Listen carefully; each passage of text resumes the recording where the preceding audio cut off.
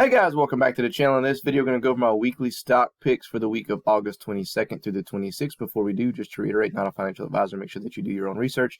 Also, if you find value in the video, smash the thumbs up button, subscribe to the channel if you enjoy our content, and hit the notification bell. That way YouTube can let you know every time we release new content. Also, if you want to leave me a super thanks, you have to have a channel in order to do that, but click the button below that says thanks, basically, and you can leave tip or donation, not obligated to, but I just like to mention that, being that that is a new feature on the channel. So other than that, guys, let's dive right on into it.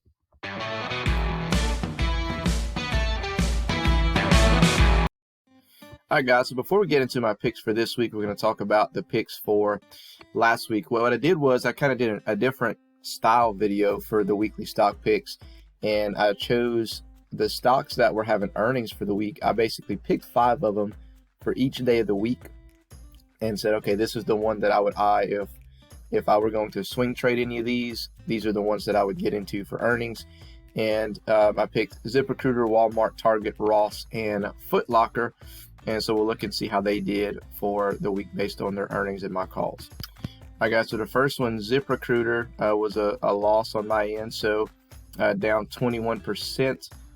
You had Walmart that was up almost 5%, Target down about 3%, Ross was up 1.57%, and then Foot Locker up 23.24%. So 3 for 5 on the calls.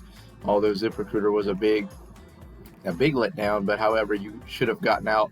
If you did get in there, you shouldn't have stayed in it the whole week anyway. It should have just been a quick in and out type deal. Whether you made money, lost money, in that case you would have lost money. But Foot Locker, really good. Moved to the upside from $32 all the way up to about $39.59. All right, guys, so the picks for the week of August 22nd through the 26th: ZNOG, ticker symbol ZNOG, TQQQ, and Amazon. These are strictly for swing trading opportunities. Okay, as you know, I have a long position in ZNOG, a long position in Amazon, and then a longer term swing for TQQQ. I also have a longer term option in TQQQ as well. And we're going to look basically based off of the technicals is why I'm picking these 3 stocks for some good potential swing plays. And we'll look at the charts to back that up here shortly. On the watch list is Shiba Inu, guys. We had a big spike up about 40% one day and then pretty much gave all the gains away over the past several days. I'm eyeing this the next couple of weeks and hopefully can go and finish out my position within the next 4 to 6 weeks, and then holding for the longer term, because I do think that we're poised to have a pretty big move at some point. Okay, I think that crypto is something in which, once they kind of have more regulation and everything, I think is going to attract a lot of big money buyers into the market, and that's going to start moving, a lot of these cryptocurrencies here. But I do think we still have time. So that big move that you saw at 40%. Some people are like, well, should I get in now? Is it going to keep going up? Well, when you see something that goes up that much in one day, then typically you're going to see it come right back down. Okay, what you want to see is kind of like slow and steady moves to the upside, and then with your occasional big moves. But if it's just like a random big spike up, it doesn't matter if it's crypto, stocks, whatever. Typically, that's going to come down.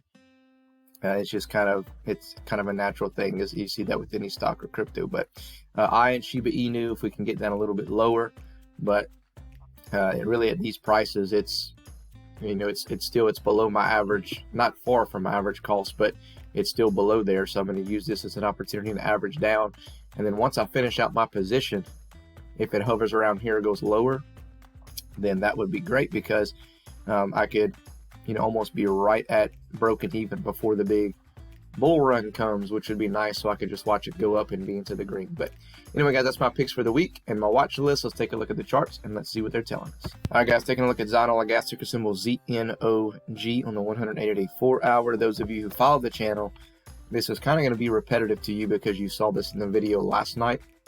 So go ahead and fast forward about 30 seconds if you don't want to see this technical analysis. You can move on to the next. But we are pretty much in oversold or undervalued territory, which typically means that we're going to pop ourselves up, at least temporary. So we finished at about 19.9 cents almost 20 cents. Probably going to pop up to about 22 to 23. Doesn't mean we'll hold there, but like I was saying, for a swing trade, that the 180-day 4-hour and 1 hour are aligning perfectly together, and we've been in a bearish pattern for quite a while. But if you're doing a swing trade, just keep in mind, if you're up, you're going to probably want to get out when it gets to about 22 or 23 if you're buying in here, just because we're underneath that red SMA line, and you want to make sure that you get confirmation that it gets above that and doesn't get rejected, because that means it'll come right back down. But technically, every time that every time that we go undervalued or oversold on any stock, you're going to poke your head up a little bit, because people see that as a good buying opportunity. So next one up on the list, guys, TQQQ. And TQQQ has been, slowly moving up, slow and steady, and the kind of has like the little staircase pattern going up here ever since here. So you got your staircase here, or your stair steps, sorry, here, here, here, here, and then now we're pulling back, and we're undervalued or oversold. So same scenario, guys, is we should see some buying pressure hopefully coming in on Monday and push this up.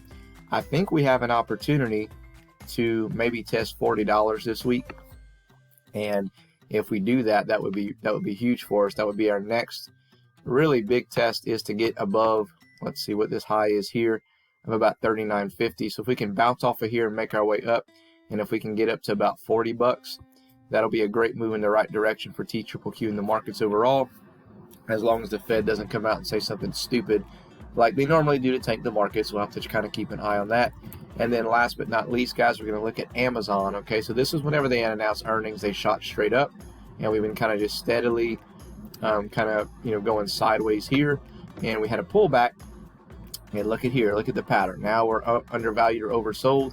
We might get as low as 134, but I really highly feel that we're going to bounce off of that and come and retest at 145 level there, which makes for an interesting swing play for those of you not in it, or gives you a chance to average or enter in, not average down, because hopefully you started buying around here as opposed to up here. But to me, this is a buy. 150 below, really 200 or below for me is where I'm looking to load the boat on Amazon ever since the split, and I'm just going to hold it for the longer term and wait for it to double, triple, quadruple, however long that may take. And last but not least, Shiba Inu. We are back to 4013, and we're currently still number 12 on coin market cap. Now we did fall down as low as 40126, and as you see, the past 7 days we had a pretty big spike up here, and then we've just slowly kind of been moving down.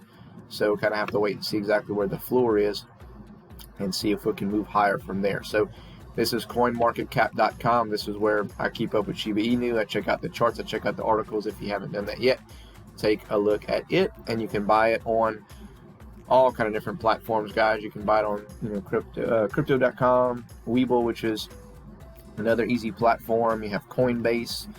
You name it, they got it. So you can kind of buy it anywhere. So make sure that you do some research on it before you do that, of course. But this is where I keep up with, just basically keep up with the news and the price action of it. So anyway, guys, that's my picks for the week. Let me know your comments below. Other than that, we'll catch you in the next one.